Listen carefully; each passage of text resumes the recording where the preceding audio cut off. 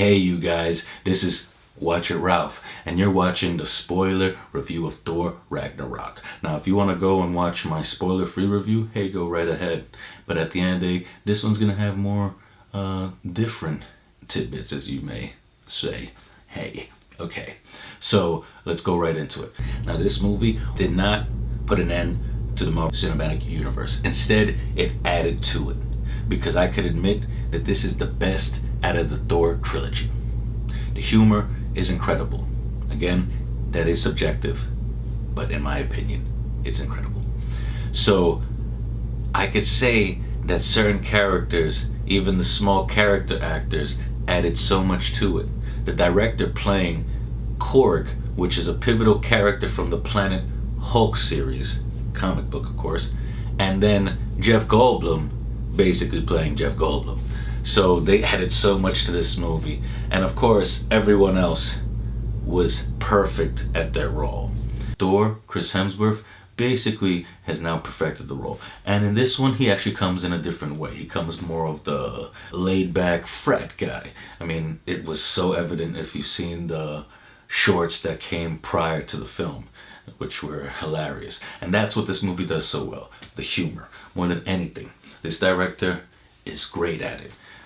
I mean, Hulk even comes through with it perfectly in every scene, in every aspect, because let's admit, Mark Ruffalo has as well perfected the role. I mean, I love Edward Norton, but at the end of the day, Mark Ruffalo is really Hulk. And it's funny because even they try to play the same gag that was at the end of Edward Norton's film, where at the end of the day, Hulk or Banner takes a leap of faith voluntarily, and it doesn't initially go the way he expects it to go. But this film executed in a much better fashion. Now, another character that I'm gonna mention is, of course, Cate Blanchett. I mean, she's incredible. I mean, incredible as hella. I mean, if we could have ever imagined someone playing this role, which I heard that Marvel was basically going around saying we need a Cate Blanchett-esque type actress, not thinking that she would even be willing. They didn't even fathom the prospect of her doing the movie until she came to them and said she wanted to do it, which is incredible because she was perfect. Now, if there's one negative thing though, I would say, well, actually two negative things, but one of the things I would say is, unfortunately, this film divided her and kept her apart. And it became almost more like two stories, because rather than them conflicting with each other, meaning Thor and his ultimate nemesis, which again was done in such a cool way because it's basically following the trilogy rule of bringing the callback from, part one, but adding to the story, meaning we knew his father had dealt with the ice god, you could say, but ultimately we thought that he was always serving and representing peace. But guess what? Odin had a darker past, and it just added to the story in the best way possible. But if you're going to introduce a character meant to be like the ultimate arch nemesis, you can't just have her bump heads with him in the beginning and then have her stay separate, setting up and basically fortifying Asgard, preparing for his return. Because ultimately it felt like two separate films, because guess what, as we know, the other side of the film was basically turning it into Planet Hulk, which of course is incredible. We all wanted this on the big screen, but ultimately in this film it kind of felt like its own story, and it took away from from Cate Blanchett. So come on now, they needed to do a little bit better with that. They needed to handle such a strong female character and have her, at least at some point, whether it's her sending someone or her having a vision, or since they're gods, being able to communicate somehow to each other, just to keep that aspect going rather than it being so far away. And I understand Thor is dealing with his hero's journey, but come on. I mean, you need to build on that conflict. Now, one scene that definitely got to me was Odin's passing. If you guys checked out one of the first trailers, you would notice that that scene had originally taken place in New York City. But I'm glad that they put it in Norway, where their mythology started, because it felt so much more sentimental. It definitely pulled at the heartstrings a lot more than it would have in a loud, noisy city. And if you had seen the behind the scenes, you could clearly see that in that version, Odin was basically looking like a crazy homeless man. Where at the end of the day, especially in the moment of passing, he deserves so much more. And he is played by Sir Anthony Hopkins. And that moment, like I said, I felt it. I mean, to see him die and to see his two sons. And it was a beautiful scene because he let Loki know in his last breath that he considered him a son as well. So Loki could put that doubt and that jealousy that he had to Thor to rest. And then for them to find out that they should have always been jealous over someone else as well. And then to find out that to a degree everything we ever knew about him was a lie. So I mean, it was this bittersweet moment, the moment Hela arrives. The only other complaint I have, this director has basically admitted that he never saw the first two films. And in truth, he wanted the audience to know that we're moving past it. So he made a very blunt statement, which was obviously when he killed the Warriors 3 in just the most harsh way, because 2 out of the 3 didn't even have a chance to defend themselves.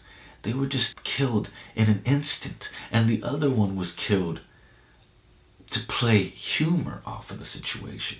So I mean, it was just being disrespectful on purpose. It was letting the audience know in a blunt statement, oh, we have to acknowledge the past, but we're moving on. And obviously this director took advantage of the fact that most people hate, or let's say dislike, the second Thor film, Dark World.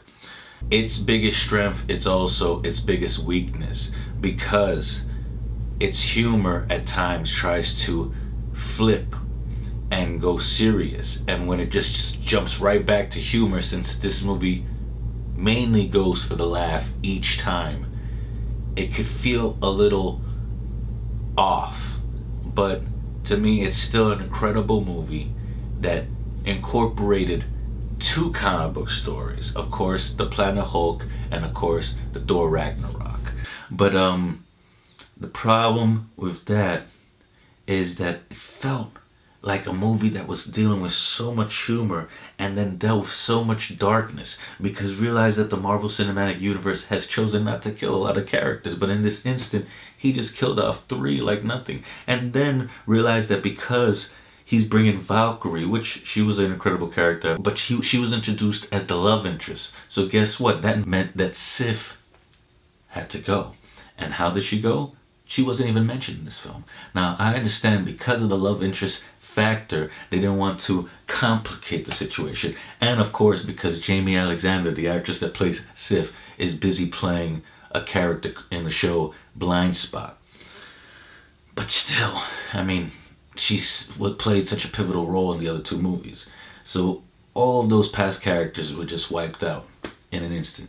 And then the other one, which at the end of the day I admit was a compliment, but it was just so disrespectful, was when we saw a scene from A Dark World play out in theater, in a theatrical way, to basically emphasize and show that this director considers that as complete melodrama. I mean, and it was done so well with, of course, a Matt Damon cameo.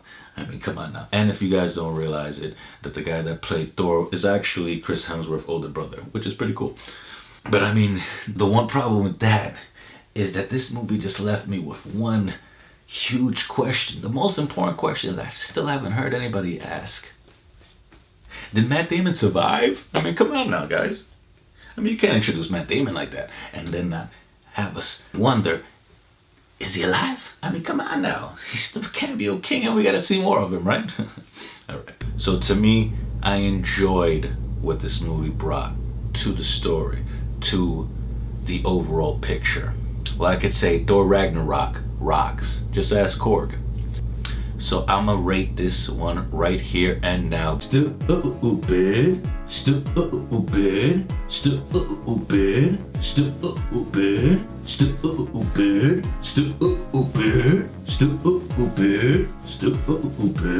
stupid, stupid. And I definitely enjoyed this movie, and I would put it in the high numbers of the Marvel Cinematic Universe. So I hope you guys check it out, and I hope you guys like, share, and subscribe. And you can see me on Instagram and on Twitter at WatchItRalph. So hey, till we meet again. See you guys.